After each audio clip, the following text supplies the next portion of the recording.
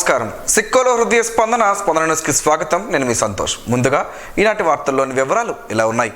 ఈ నెల 4వ తేదీన ఎక్చర్ల శివాని ఇంజనీరింగ్ కళాశాలలో నిర్వహించనున్న లోక్సభ అసెంబ్లీ ఎన్నికల కౌంటింగ్కు అన్ని ఏర్పాట్లు పూర్తి చేసినట్లు జిల్లా ఎన్నికల అధికారి జిల్లా కలెక్టర్ మణజీర్ జిలానీ సమూన్ తెలిపారు. కలెక్టర్ కార్యాలయంలో ఆదివారం ఏర్పాటు చేసిన విలేకరుల సమావేశంలో కలెక్టర్ మాట్లాడుతూ జిల్లాలో కౌంటింగ్ కోసం 17 కౌంటింగ్ హాళ్లు ఏర్పాటు చేశామని, 112 ఈవీఎంలను లెక్కించే టేబుళ్లు, 30 పోస్టల్ బ్యాలెట్ లెక్కించే టేబుళ్లు ఉంటాయన్నారు. ముందుగా పోస్టల్ బ్యాలెట్ లెక్కింపుకు ప్రారంభం కాగా అరగంట తర్వాత ఈవీఎంల లెక్కింపు జరుగుతుందన్నారు.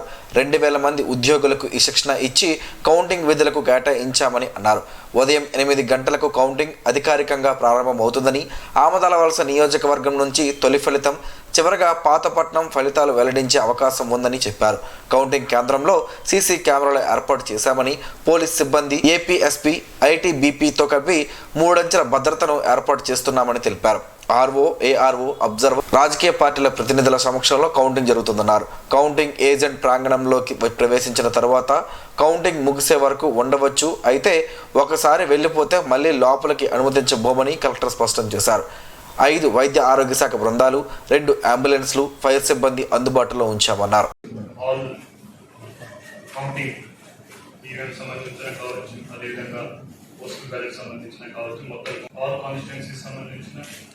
అదేవిధంగా శ్రీకాకుళం పార్లమెంటరీ కాన్స్టిట్యున్సీ సంబంధించిన కూడా అక్కడే కౌంటింగ్ అవుతుంది. సో కౌంటింగ్ కోసం ఆల్ అరేంజ్మెంట్స్ ఆల్రెడీ పూర్తి చేయడం జరిగింది. So separate counting hall AC కోసం, అదేవిధంగా separate counting hall assembly segment, parliament సంబంధించిన సెగ్మెంట్ కోసం కూడా పెట్టడం జరిగింది. దాంతోపాటు పోస్టల్ బ్యాలెట్ కోసం పార్లమెంట్ సంబంధించిన ఇంకొక హాల్ సెపరేట్ గా పెట్టడం జరిగింది. ఎందుకంటే జిల్లాలో నంబర్ ఆఫ్ పోస్టల్ బ్యాలెట్స్ చాలా ఎక్కువ ఉన్నాయి. మాకు సర్వీస్ ఓటర్ నంబర్ కూడా చాలా ఎక్కువ ఉంది complete all the districts. That is separate hall దానికోసం పెట్టడం జరిగింది. సో టోటల్ 86 కంటెస్టింగ్ క్యాండిడేట్స్ మన జిల్లాలో ఉన్నారు. సో ఈ 2024 సైమల్టేనియస్ ఎలక్షన్ కోసం టోటల్ 112 ఈవీఎం టేబుల్స్ లో కౌంటింగ్ చేయడం జరుగుతున్నది.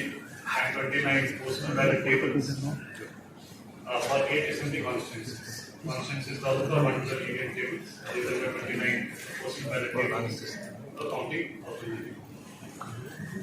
అదేవిధంగా 98 EVM tables and 30 postal ballot tables తో శ్రీకాకుళం బీసీ నంబర్ 2 దానికోసం కౌంటింగ్ జరుగుతుంది.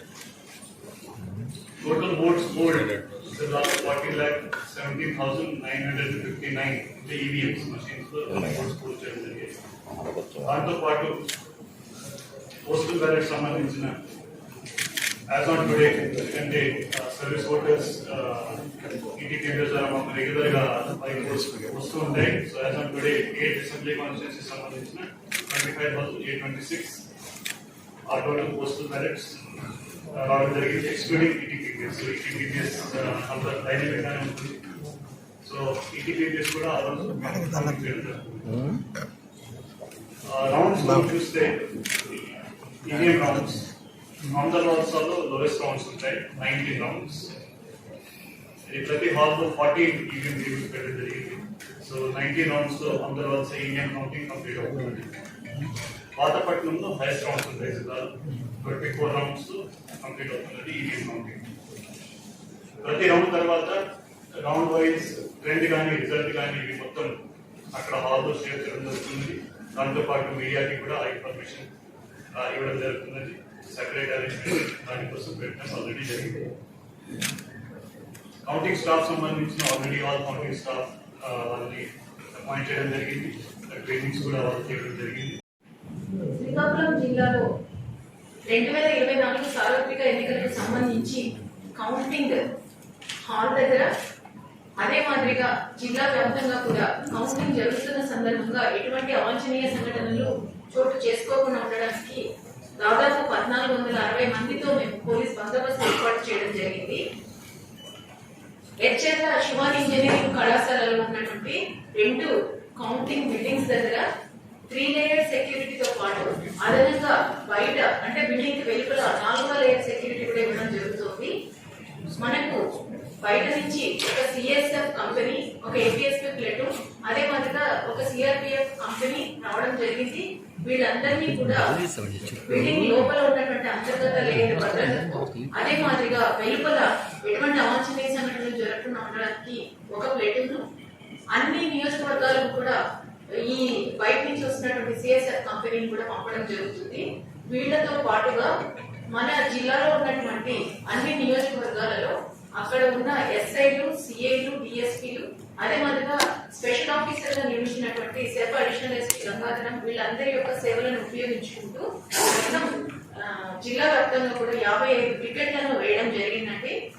ఈ పికెట్స్ సమస్యాత్మకమైనటువంటి గ్రామాలలో వేశాము. అదే మాదిరిగా నియోజకవర్గంలో ఉన్నటువంటి పార్టీ కార్యాలయాలు, జిల్లాలో ఉన్నటువంటి పార్టీ కార్యాలయాలు, ముఖ్యమైనటువంటి కంటెస్టింగ్ క్యాండిడేట్స్ ఎవరైతే ఉన్నారో వాళ్ళకి తిరిగి అక్కడ ఉన్నటువంటి ట్రబుల్ మాంగర్స్, అంటే వీళ్ళ ద్వారా కౌంటింగ్ డే రోజు గొడవలు చేయొచ్చు, లేదా ఫలితాలు వచ్చిన తర్వాత గొడవలు ఎవరైనా చేయొచ్చు అని అలాంటి కొంతమందిని 879 మందిని మనం గుర్తించడం జరిగింది. వాళ్ళందరినీ కూడా కౌన్సిలింగ్ చేయడం జరిగింది. మరి సమస్యలు కలిగిస్తారన్న వాళ్ళను బైండ్ ఓవర్ చేయడం కూడా జరిగింది. కౌంటింగ్ రోజున 24 గంటల పాటు మద్యం అమ్మకాలపై నిషేధం విధిస్తున్నట్లు సెక్షన్ 144 అమల్లోకి వస్తుందని ఎస్పీ రాధిక పేర్కొన్నారు. జాయింట్ కలెక్టర్ ఎం నవీన్, జిల్లా రెవెన్యూ అధికారి ఎం గణపతిరావు, అదనపు ఎస్పీ ప్రేమ్ కాజల్లు విలేకరుల సమావేశంలో ఉన్నారు. అరసవల్లిలో వేంచేసి ఉన్న ప్రత్యక్ష దైవం శ్రీ సూర్యనారాయణ స్వామివారిని దర్శించుకునేందుకు దూర భారాల నుంచి భక్తులు తరలి రావడంతో అరసవల్లి క్షేత్రం భక్తులతో కిటకిటలాడింది. దూర భారాల నుంచి విచ్చేసిన భక్తుల దర్శనార్థం ఆలయ అధికారులు క్యూ లైన్లు ఏర్పాటు చేయగా ఈ క్యూ లైన్ల గుండా భక్తులు స్వామివారిని దర్శించుకున్నారు. భక్తులు ముందుగా ఇంద్ర పుష్కరిణి వద్ద ఏర్పాటు చేసిన స్నానపు గదుల్లో స్నానం ఆచరించి స్వామివారికి మొక్కులు చెల్లించుకున్న అనంతరం స్వామివారిని దర్శించుకుని తీర్థ ప్రసాదాలను స్వీకరించారు. అలాగే ఆలయ అనివెట్టి మండపంలో సామూహిక సూర్య నమస్కారాల కార్యక్రమాన్ని అర్చకులు నిర్వహించారు. ఈ కార్యక్రమంలో భక్తులు పాల్గొని స్వామివారి అనుగ్రహాన్ని ఆకాంక్షించారు. ఆలయ ప్రాంగణంలో దర్శనం అనంతరం తిరిగి వెళ్లే భక్తులకు ఆలయ అధికారులు ఉచితంగా ప్రసాదాన్ని అందజేస్తున్నారు. అలాగే దేవాలయ ప్రాంగణంలో భక్తులకు ఉచితంగా మందులను వైద్య ఆరోగ్య శాఖ ఆధ్వర్యంలో పంపిణీ చేస్తున్నారు. ప్రతిరోజు ఆలయం ప్రాంగణంలో జరిగే అన్నప్రసాద వితరణ కార్యక్రమం ఈరోజు కూడా జరిగింది. ఆలయ ప్రాంగణం అంతా భక్తులతో కిటకిటలాడగా భక్తులకు అన్ని ఏర్పాట్లను అధికారులు ఏర్పాటు చేశారు. ఇదిలా ఉండగా ఈరోజు మహారాష్ట్రకు చెందిన ఐఏఎస్ అధికారిని స్నేహాల్ ప్రతాప్ భోస్లే స్వామివారిని దర్శించుకున్నారు. ఆమెను ఆలయ అధికారులు ఘనంగా స్వాగతం పలికి స్వామివారి దర్శనం అనంతరం ఆలయ అనివెట్టి మండపంలో వేద ఆశీర్వచనాలను అందజేశారు.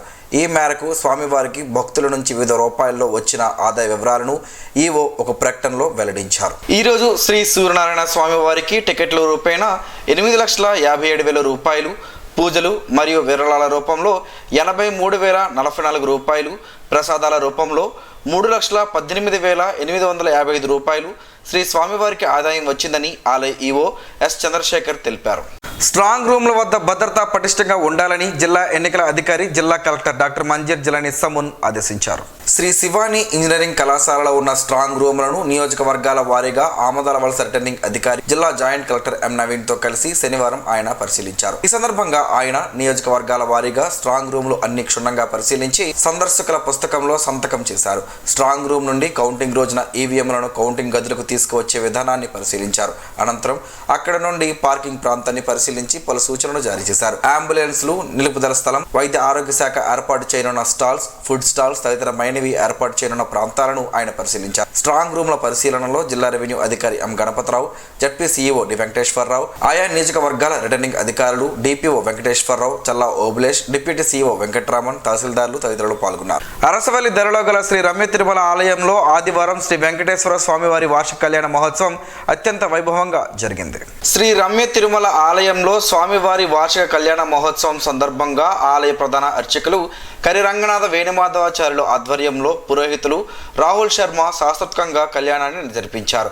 ముందుగా ఉదయం 7 గంటల నుంచి 9 గంటల వరకు స్వామివారికి స్నపన, తిమంజనం, అర్చన, అలంకారం నిర్వహించారు. 12:35 కళ్యాణాన్ని జరిపించారు. భక్తులు పెద్ద ఎత్తున తరలివచ్చి స్వామివారి కళ్యాణాన్ని తిలకించారు. ఈ సందర్భంగా అర్చకులు స్వామివారి కళ్యాణ మహోత్సవం విశిష్టతను వివరించారు. అలాగే కలియుగంగా దేవుణ్ణి నామాన్ని స్మరించుకోవడం వలనే భవసాగరాన్ని దాటగలమని చెప్పారు. ప్రతి ఒక్కరూ ఏ దేవుని నామాన్నైనా నిరంతరం స్మరించడం వలన భగవంతుడు మనకు అండగా ఉంటారని తెలిపారు. కళ్యాణ వేడుక అనంతరం భక్తులకు అర్చకులు తీర్థ ప్రసాదాలను అందజేశారు. ఈ నెల 4వ తేదీన జరగనున్న ఓట్ల లెక్కింపు కార్యక్రమాన్ని విజయవంతంగా నిర్వహించేందుకు ఖచ్చితమైన ఫలితాలను త్వరితగతిన ప్రకటించేందుకు జిల్లాల వారీగా చేస్తున్న ముందస్తు ఏర్పాట్లపై ఆదివారం వెలగపూడి రాష్ట్ర సచివాలయం నుండి వీడియో కాన్ఫరెన్స్ ద్వారా రాష్ట్ర ప్రధాన ఎన్నికల అధికారి ముఖేష్ కుమార్ మీనా సమీక్షించారు. ఎన్నికల సిబ్బంది ర్యాండమైజేషన్, ఈటీపీబీఎస్, పోస్టల్ బ్యాలెట్ల లెక్కింపునకు, ఈవీఎంలలో ఫోల్డ్ అయిన ఓట్ల లెక్కింపునకు అవసరమైన శిక్షణ కార్యక్రమాల నిర్వహణ, రౌండ్ల వారీగా ఫలితాల ట్యాబులైజేషన్, ఎన్కోర్లో ఫీడ్ చేయడం, అందుకు అవసరమైన ఐటీ సిస్టమ్ల ఏర్పాటు, ఓట్ల లెక్కింపు పూర్తయిన తదుపరి ఈవీఎంను సీల్ చేసే విధానంపై అవగాహన, స్టాట్యుటరీ నివేదిక, రౌండ్ వైజ్ నివేదికలు పంపించేందుకు ప్రత్యేక బృందం ఏర్పాటు, ఈ నెల 8వ తేదీలోపు నివేదించాల్సిన ఇండెక్స్ కార్డు రూపొందించే విధానం, 3 అంచెల భద్రతా వ్యవస్థ ఏర్పాటు తదితర అంశాలపై జిల్లాల వారీగా జిల్లా ఎన్నికల అధికారులతో సీఈఓ మీనా వివరంగా మాట్లాడారు. ఈ కార్యక్రమానికి జిల్లా నుంచి జిల్లా కలెక్టర్, జిల్లా ఎన్నికల అధికారి మనజీర్ జిల్లాని సమున్ పాల్గొని జిల్లా నుంచి కౌంటింగ్ కోసం చేసిన ఏర్పాట్లను వివరించారు. శ్రీకాకుళం నగర పరిధిలో గల 50వ డివిజన్లోని సేపనాయుడుపేట గ్రామంలో శ్రీరామ మందిరం వార్షిక మహోత్సవ వేడుకలు ఆదివారం అంగరంగ వైభవంగా ప్రారంభమయ్యాయి. శ్రీరామ మందిరం ఆలయ వార్షిక మహోత్సవ వేడుకలను గ్రామ పెద్దలు, ఆలయ కమిటీ సభ్యుల నేతృత్వంలో 3 రోజుల పాటు జరగనున్నాయి. ఇందులో భాగంగానే శ్రీ సీతారాముల వారి కళ్యాణ వేడుక కార్యక్రమాన్ని కూడా 2వ రోజు అత్యంత వైభవంగా నిర్వహించేందుకు ఏర్పాటు చేశారు. తొలి రోజు ఆదివారం ఆలయం వద్ద పందిరాట కార్యక్రమాన్ని ఆలయ ప్రధాన అర్చకులు బొంకుపల్లి అప్పల నరసింహ శర్మ ఆధ్వర్యంలో బొంకుపల్లి సుధీర్ శర్మ నిర్వహించారు. పొట్నూరు నాగరాజు, అలివేలు మంగమ్మ దంపతులు ఈ వార్షిక కళ్యాణ మహోత్సవ కార్యక్రమంలో పాల్గొంటున్నారు. ఈ కార్యక్రమంలో ఆలయ కమిటీ సభ్యులు, గ్రామ పెద్దలు, అధిక సంఖ్యలో భక్తులు పాల్గొన్నారు. సుప్రీంకోర్టు జెండర్ సెన్సిటైజేషన్ అంతర్గత ఫిర్యాదుల కమిటీని పునర్నిర్మించింది. 12 మంది సభ్యులున్న ఈ కమిటీకి చైర్పర్సన్గా హిమా కోహ్లీ చైర్పర్సన్గా ఇటీవల నియమితులయ్యారు. కాగా డివై చంద్రచూడ్ తర్వాత సుప్రీంకోర్టు ప్రధాన న్యాయమూర్తిగా బివి నాగరత్న పదవిని చేపట్టనున్నారు. సుప్రీం ప్రధాన న్యాయమూర్తిగా బివి నాగరత్నే తొలి మహిళ కావడం విశేషం. ప్రత్యక్ష దైవం, ఆరోగ్య ప్రదాత శ్రీ సూర్యనారాయణ స్వామి వారిని ఆదివారం సాయంత్రం జనరల్ ఎలక్షన్ కౌంటింగ్ పరిశీలకులు కులశ్రీనాథ్ దర్శించుకున్నారు. ఆలయ ప్రధాన అర్చకులు ఇప్పిలి శంకర్ శర్మ వారికి ఘనంగా స్వాగతం పలికారు. తదుపరి ఆలయ అర్చకులు వేద మంత్రాలతో ఆశీర్వదించారు. వారికి శ్రీ స్వామివారి జ్ఞాపికను ఆలయ జూనియర్ అసిస్టెంట్ బిఎస్ చక్రవర్తి అందజేశారు. ఎచ్చర్ల మండలంలోని బొంతలకోడూరు రాజవీధిలో గల శ్రీరామ మందిర వార్షికోత్సవ వేడుకలు ఆదివారం ఘనంగా శ్రీరామ భక్త బృందం ఆధ్వర్యాన జరిగాయి. ఆదివారం ఉదయం శ్రీ నారాయణ హోమాన్ని, అలాగే మంగళహారతి కార్యక్రమాన్ని అర్చకులు నిర్వహించారు. ఉదయం 11 గంటలకు ఆలయానికి విచ్చేసి శ్రీ శ్రీ శ్రీ బాల త్రిపుర సుందరి కాలభైరవ పీఠం వ్యవస్థాపకులు గణేష్ స్వామి విచ్చేసి స్వామివారిని దర్శించుకున్నారు. అనంతరం ఆధ్యాత్మిక ప్రసంగం చేశారు. అనంతరం భక్తులకు భక్త బృందం సభ్యుల నేతృత్వాన అన్న ప్రసాద వితరణ కార్యక్రమాన్ని చేపట్టారు. అలాగే శనివారం సీతారాములు హనుమాన్ పూజ, అభిషేకం నిర్వహించారు. శనివారం ఉదయం 10 గంటలకు ప్రారంభించిన అఖండ శ్రీ విష్ణు సహస్రనామ పారాయణం ఆదివారం ఉదయం 10 గంటలకు ముగించారు. ఈ యాకాహం కార్యక్రమంలో వివిధ ప్రాంతాల నుంచి భక్త బృందాలు సభ్యులు పాల్గొని విజయవంతం చేసినట్లు శ్రీ రామ భక్త బృందం పేర్కొంది. కౌంటింగ్ సిబ్బందికి 2వ విడత ర్యాండమైజేషన్ పూర్తి చేశామని జిల్లా ఎన్నికల అధికారి, జిల్లా కలెక్టర్ మంజీర్ జిలాని సమున్ తెలిపారు. సార్వత్రిక ఎన్నికల ఓట్ల లెక్కింపు ప్రక్రియ నిర్వహణలో భాగంగా ఆదివారం కలెక్టరేట్ సమావేశ మందిరంలో 2వ విడత ర్యాండమైజేషన్ ప్రక్రియను పరిశీలకులు శేఖర్ విద్యార్థి, తలత్ పర్వేజ్ ఇక్బాల్ రోహిల్, మాలతూస్ ఎస్ సంగం, అనుజా కుమార్ దాస్, అశోక్ కుమార్ ఎస్ సంగీత, అజిత్ శుక్లాదాస్ సంయుక్త పర్యవేక్షణలో పూర్తి చేశారు. ఈ సందర్భంగా జిల్లా ఎన్నికల అధికారి మాట్లాడుతూ ఎన్నికల కమిషన్ నిర్ణయించిన ప్రకారం కౌంటింగ్ సిబ్బందికి నియామక ఉత్తర్వులను అందజేయడం జరుగుతుందన్నారు. తుది విడత కౌంటింగ్ రోజున ఆయా కౌంటింగ్ ఏజెంట్ల సమక్షంలో నిర్వహిస్తామన్నారు. ఈ ర్యాండమైజేషన్ ప్రక్రియలో జాయింట్ కలెక్టర్ ఎం నవీన్, జిల్లా రెవెన్యూ అధికారి ఎం గణపతిరావు, టెక్కల నియోజకవర్గ రిటర్నింగ్ అధికారి సబ్ కలెక్టర్ నోరల్ కుమార్, పలాస నియోజకవర్గ రిటర్నింగ్ అధికారి భరత్ నాయక్, శ్రీకాకుళం నియోజకవర్గ ఎన్నికల రిటర్నింగ్ అధికారి సిహెచ్ రంగయ్య తదితరులు హాజరయ్యారు. ఎన్హెచ్ఏఐ టోల్ ప్లాజాల వద్ద టోల్ రుసుములు జూన్ 3 ఆదివారం అర్ధరాత్రి నుంచి పెరగనున్నాయి. ఏటా ఏప్రిల్ 1న టోల్ రుసుములు ధరలు పెంచుతుండగా ఈసారి లోక్సభ ఎన్నికల నేపథ్యంలో పెంపును వాయిదా వేయాలని ఎన్నికల సంఘం ఆదేశించింది. చివరి విడత పోలింగ్ జూన్ 1న ముగియడంతో టోల్ ధరల పెంపునకు అనుమతి ఇస్తూ NHAI ఉత్తర్వులు జారీ చేసింది. ఈ రుసుముల పెంపు సగటున 5% వరకు ఉంటుంది. పెంచిన ధరలు 2025 మార్చి 31 వరకు అమలులో ఉంటాయి. నగరం నడిబొడ్డున ఉన్న గుజరాతీపేట ప్రాంత విద్యుత్ వినియోగదారులకు సంబంధిత శాఖ సిబ్బంది అధికారులు పట్టపగలే చుక్కలు చూపిస్తున్నట్లు స్థానికులు ఆరోపిస్తున్నారు. గత 2 సంవత్సరాలుగా ఇదే విషయమై అటు ఉన్నతాధికారులకు సైతం ఫిర్యాదులు చేస్తున్నప్పటికీ కనీస స్థాయి స్పందన లేదని స్థానికులు ఆరోపిస్తున్నారు. గుజరాతీపేట తోటవీధి ప్రాంతాలకు నలువైపులా విద్యుత్ సరఫరా ఉంటున్నప్పటికీ కేవలం మధ్యలో ఉన్న ఈ చిన్న భాగం మాత్రం చిలకపాలెం సబ్స్టేషన్ ద్వారా విద్యుత్ సరఫరా చేయడమే ఈ సాంకేతిక సమస్యలకు విద్యుత్ కోతలకు ప్రధాన కారణమైనదని వాస్తవం. ఇదే లైన్ ద్వారా తోటపాలెం, పొన్నాడ తదితర గ్రామీణ ప్రాంతాలకు సైతం సరఫరా జరుగుతుండడం వలన విద్యుత్ లోడు అధికంగా పెరిగి గ్రామీణ ఫీడర్ తరహాలోనే తోటవీధి, గుజరాతీపేట ప్రాంతాల్లో నిరంతర విద్యుత్ కోతలు ఉంటున్నాయి. వాస్తవానికి గతంలో టౌన్ ఫీడర్ ద్వారా ఈ ప్రాంతానికి విద్యుత్ సరఫరా జరిగేది. అనంతరం విద్యుత్ లైన్లో మరమ్మతుల పేరుతో రూరల్ ఫీడర్ పరిధిలోకి ఈ ప్రాంతాన్ని చేర్చడంతో ఇక్కడ ప్రజలకు విద్యుత్ విభాగం ప్రత్యక్ష నరకాన్ని చూపిస్తుందని వినియోగదారులు తీవ్రంగా మండిపడుతున్నారు. ఇప్పటికైనా విద్యుత్ శాఖ ఉన్నతాధికారులు స్పందించి గుజరాతీపేట, తోటవీధి ప్రాంతాలను టౌన్ ఫీడర్ పరిధిలో చేర్చడం ద్వారా తమ అవస్థలకు అడ్డుకట్ట వేయాలని, లేనట్లయితే విద్యుత్ శాఖ కార్యాలయం ఎదుట ఆందోళనకు దిగుతామని వారు హెచ్చరిస్తున్నారు. ఢిల్లీలో ముంగేష్పూర్లో మే 29వ తేదీన 52.9 డిగ్రీల ఉష్ణోగ్రతలు నమోదు కాగా ఈ ఉష్ణోగ్రతలు తప్పు అని భారత వాతావరణ శాఖ తాజాగా వెల్లడించింది.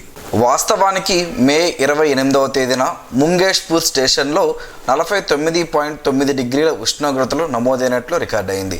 ఆ మరుసటి రోజు అసాధారణంగా 3 డిగ్రీలు పెరిగినట్లు చూపించిందని, ఇది సెన్సార్ లోపం వల్లే ఉష్ణోగ్రతలు తప్పుగా నమోదయ్యాయని IMD తెలిపింది. ఇక ఢిల్లీలోని పాలెంలో 1998లో మేలో అత్యధికంగా 48.4 డిగ్రీల ఉష్ణోగ్రతలు నమోదై రికార్డు సృష్టించాయి.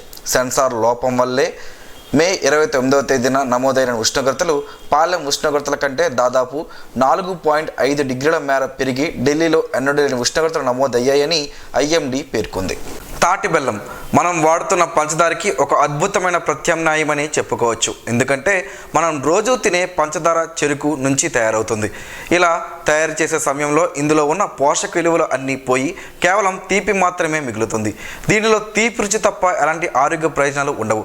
తాటి బెల్లంతో కలిగే ఆరోగ్య ప్రయోజనాలను ఈరోజు ప్రసారం అయ్యే ఆరోగ్యమే మహాభాగ్యంలో తెలుసుకుందాం.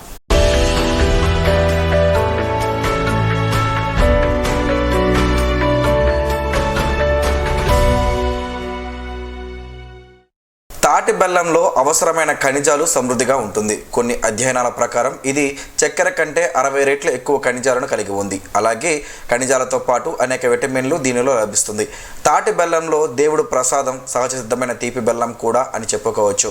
ఎందుకంటే ఇందులో అద్భుతమైన పోషక విలువలు ఉంటాయి. తాటి చెట్టు నుంచి నేరుగా తయారు చేస్తారు. ఆహారం జీర్ణంకి చాలా బాగా ఉపయోగపడుతుంది. భారతదేశంలోని కొన్ని ప్రాంతాలలో ఆహారాన్ని జీర్ణం చేయడానికి ఆహారం తీసుకున్న తరువాత చిన్న తాటి బెల్లం మొక్కను తింటారు. ఇది తిన్న ఆహారం బాగా జీర్ణం చేస్తుంది. పేగు శుభ్రపరచడానికి సహాయపడుతుంది. తాటి బెల్లంలో ఇనుము సమృద్ధిగా ఉంటుంది.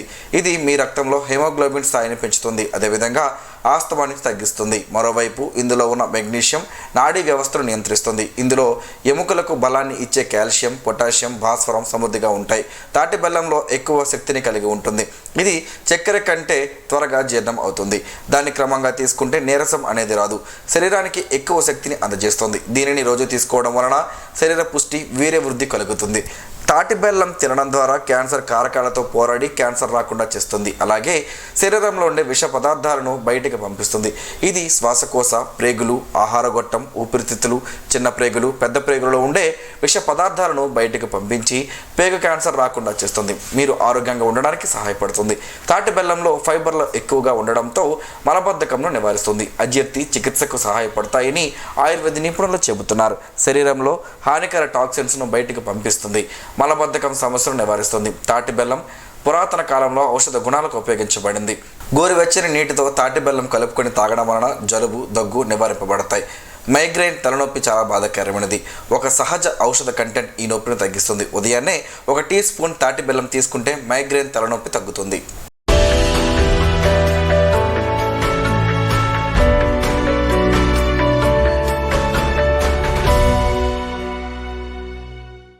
ఈరోజు వార్తల్లో ఒక మంచి మాటను విందాం, ఆచరిద్దాం. సమాజ శ్రేయస్సును కాంక్షించే మహనీయుల మాటల్లోంచి ఈరోజు. గమనం గమ్యం. ఋషి చింతన. కంచెకు ముళ్ళుంటాయి, ముట్టుకుంటే గుచ్చుకుంటాయి. నాలుకకు దురద ఉంటే వీపుకు చావొచ్చును. కష్టకాలాన్ని మరచిపో, అది నేర్పించిన అనుభవమును జీవితకాలం ఉంచుకో. నరకానికి నిర్వచనమే సెలవు దినం, స్వర్గానికి నిర్వచనమే శ్రమదినం. ఓం శ్రీ గాయత్ర్యై నమః. స్పందన ప్రేక్షకుల కోసం స్పందన న్యూస్ని ఇప్పుడు యూట్యూబ్లో అందుబాటులో ఉంచడమైంది. HDV స్పేస్ స్పందన అని టైప్ చేసి వీక్షకులు తమ అనుకూలమైన సమయంలో న్యూస్ని వీక్షించగలరు. ఈ వార్తలు ఇంతటితో సమాప్తం. మరలా ప్రసారం అయ్యే స్పందన న్యూస్లో కలుసుకుందాం. అంతవరకు సెలవు. నమస్కారం. మీ మాటే మా బాట.